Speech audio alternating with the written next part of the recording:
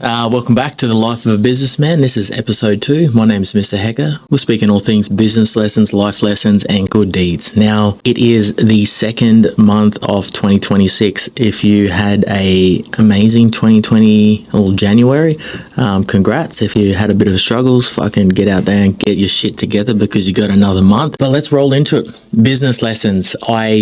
Look, there's a lot of really good business lessons from me just out of this last couple of weeks, and I don't mean to be all woo-woo on you and start going down this spiritual route, but it is very important, and I feel like there's a really good book that I've been reading. I touched on this last time. It is the Master Key Systems, and, regardless what was in the book, it speaks about just making sure that, you're really being very cautious about what you speak about, who you speak to, what you affirm. And I've just been toying with it a lot. And it's something I really went away from. I kind of got the shits with it because everyone on social media has been one of these fucking manifestation dickheads.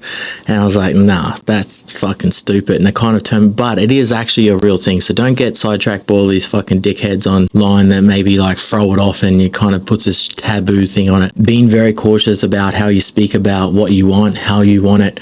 And that whole thing is really important because everything that we are now, our situations that we're in, is just a collection of everything we've discussed, spoken about, or situations we've put ourselves in. So wherever you are today is just a real big compilation of all the decisions and ways that you've thought and talked about yourself for the past year, 2 years, whatever it may be. So it's really important right now that you just make that shift starting off. So that's just to start off the episode, but we'll go into business lessons.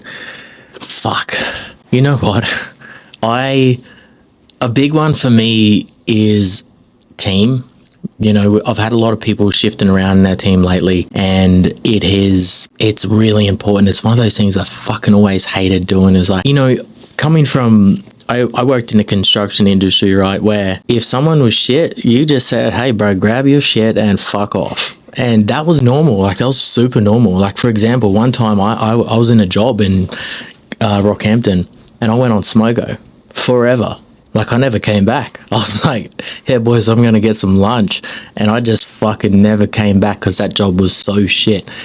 And it, these things, I laugh as you get into this kind of corporate space, and I'm having to catch myself and be like, oh fuck, it just doesn't work like that here. But I've still got little signs of that everywhere. And yeah, it's just one of those lessons where you got to be really important who you bring in, because you might have to take them out.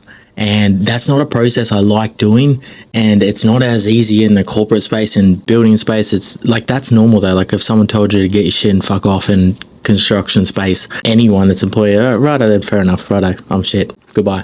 I even remember a time where my boss at the time in Rockhampton was like, look, if you're gonna, because we would have Monday off because we were always drinking Sunday, and then he was just like, look, if you're gonna fucking go out, and drink and stuff like that, he was pissed off because we're having Monday off. He's just like, don't be doing it. He kind of told us not to do it or not come into work. So us being, those young kids, we didn't know what the fuck he's meaning. So we were just like, look, if we can go in, we got to go into work, whether we're drunk or not. So we went into work drunk. And then he was like, no, you fucking dickheads. He's like, don't come into work if you're drunk. He's like, I was telling you not to, It was one of those things where I was like, fuck, we're dickheads. But, sorry, I got a little bit off sidetrack. But yeah, I think just making sure that your team's really crisp is a kind of a big lesson. Now, I will touch on another one because it's probably the most important one. And if there was any lessons, 3 lessons or 3 mottos that I could teach anyone in life or in business that I've learned, I actually learned this off a mentor. It's called OPM. Now there's 3 structures of this. And OPM means other people's money, and then there's OPT, which is other people's time, and then other people's skills.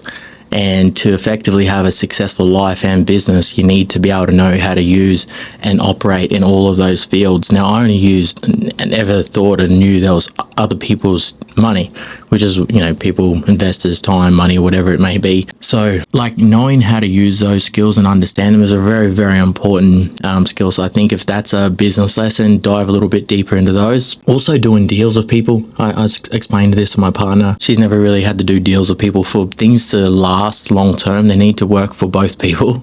There's a lot of people that do deals where it just benefits them, and the longer it goes on, the other person, it's shit. And I don't know, like, that's just not how I operate. I feel like that's you just end up, whether it's 6 months, 12 months, 2 years, or just shit that, like, just fires that are going to be inevitable.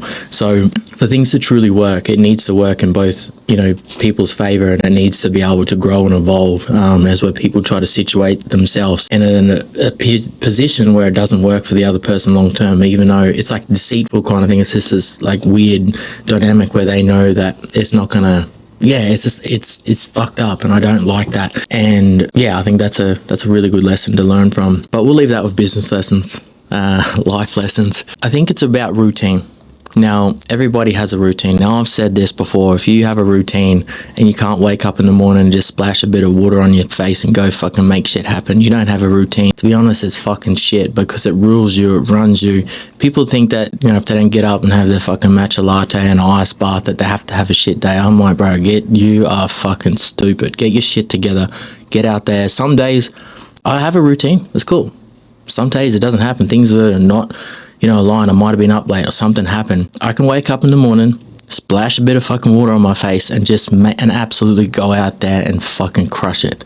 And it doesn't matter what you did in the morning, you can still go out and have an amazing day. So all you people that have your routines and you fucking do all this shit, I'm like, test yourself out. And sometimes I've done it. I'm like, okay, let's get up. And those are the days where you want to really show up.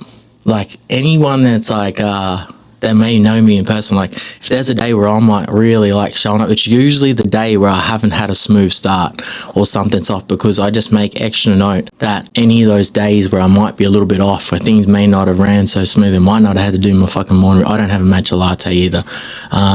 That's like, I'm on it then. I'm on it. So people just get so fucking hung up on it. It's this mindset. It's a stupid ass mindset. It is good. I am all about routines. On the other hand, good structure. And this is what mine looks like. Is I wake up in the morning. I go to the mirror. My yearly vision is on my mirror, so I go look at it, have a look at it, brush my teeth. I roll outside. I do 100 push-ups, 100 sit-ups, or 100 squats. Like, it's something hard. Just like, I don't fucking want to do some push-ups in the morning. It's dark. I get up at 3:30, 3:45. And the last thing I'm thinking, fuck yeah, let's just go out and do some push-ups or some squats or some shit. I don't do it for the workout. I just do it for the mental grind. Straight into the ice bath. I'm not trying to do fucking 20 minutes or something like that. I just jump in there. The moment I feel like my body and my mind's in control, I'm the captain now. We're sweet. We roll out. We get out. I've got a meditation room where it's just like our TV room. I go in there, say my prayer. I'm direct with what I want. I'm like, I want it because I want it. And then I usually go into like a visualization, meditation spot or breath work, whatever, because I swap things out. And then I read. So the thing I read in the morning now is really important. I don't try to read like a real fucking long book. The Daily Stoic was a really good one to start with, where you're just doing like 2 or 3 pages. The one I have at the moment is the Master Key Systems. It's not a long book, but I'm taking my time with it, and I go back through it. I might sit on things quite often. So that's my morning routine there. Obviously, straight up from there, grab my vitamins, water, peptides, whatever I've got going on, hydrate, electrolytes, roll out. If I get to sit on the balcony, get a bit of sun, but it's usually not up. That's unless I'm like running a bit later. And then, I try to get to the office at 4:30, 5 o'clock. I do like getting here at 5 o'clock, one, because my coffee shop's open, and I don't have to make it myself. So Quaid, which is a coffee shop around the corner, she opens up at 10 to 5. So I know if I get there first, get my coffee in, and I'm here at 5 a.m. And that's really like my morning routine. And that doesn't take long. That's not this fucking routine that takes so long. Sometimes I have to speed through it. But yeah, predominantly that's the base structure of it. I get in the morning. This is probably the biggest lesson as well, just around life, is that first 2 to 3 hours. That's why I get in here at 5, 6, 7, 8, 9 kind of things that people are calling, texting, whatever, shit's moving. By then, I've already done so much. It doesn't matter if today went completely fucking pear-shaped. I've got those 2-3 hours of just solid, focused work in. It doesn't matter really what happens for the rest of the day. If I have to put out a fire, which obviously I don't like being in those situations. Sometimes they pop up. I'm getting used to not having those. But man, it's still a very productive day. I can always go back at the end of the day and be like, fuck, might have had a crazy one, but I'm like, shit, things got moving this morning. So, good deeds. I spoke about this last time, but I actually did it. And I've been toying with the whole manifestation bit again and putting it out there in abundance. And I'm stupid for not doing that and letting it go as part of my routine. I used to toy with this all the time, like put things out there in the future and see what I can create and get them to come back to me. But I did it last week where, you know, I always go to the coffee shop and buy $100 worth of coffee, and it's just my good deed whenever I sign a deal or anything like that. And I went in there, must have been Wednesday. I was like, put me down for a $100 worth of coffee this morning for people. And she's like, oh, I just signed a deal. And I said, not yet, but today it's going to happen. And fair enough, 10 a.m. rolled around, bang, it was the biggest deal that we've ever signed in for our Seller AI company. And that deal alone, just over the next 12 months, all that is a, 8 to 12 month contract, and it's going to be around anywhere between kind of 360 to 450k just for that one deal. So all the little fucking AI nerds out there thinking that they closed a 10k deal, get that in your ear, dog. Yeah, I don't want to be that guy fucking posting that on my stories, but yeah, that was a big one. I've had a couple very close to that as well, but that was my biggest one yet. So that's kind of like a 350k deal for AI automation. So yeah, I haven't made a YouTube video about that, but I probably should. I see people going, oh, I signed a $5,000 deal or whatever, but I don't know, I just focus on fucking doing this shit, not trying to boast about it. But yeah, other than that, like if you're here and you're still listening, and I don't know where you are, what you're doing, but get your fucking shit together. I don't know if no one told you that, but also another thing as well, you could probably skip this video and go to another video and start listening to some shit. But the main thing in life and business or whatever it is you just gotta stop fucking doing dumb shit and actually go do it. There's nothing more proactive than just doing. Start before you're ready. It's gonna look messy. You've got no shame. I was listening to this, or Alex Hormozy was saying this. You got no money, but you got no shame. What are people gonna laugh at you for trying? That's the thing, with me, why this fucking irks people with me. I've never been this shiny turd like that, just come out of the box ready to go. I just wake up every day and try. And then when I lose, guess what? I wake up the next day and I just try again.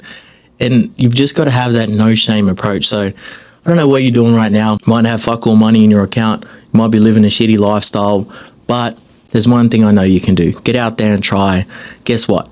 People are going to fucking dislike you. People are going to talk shit. I fucking love it. You should love it too. Start to just change that mentality. If you got no one talking shit about you right now, you're not doing anything. You know that.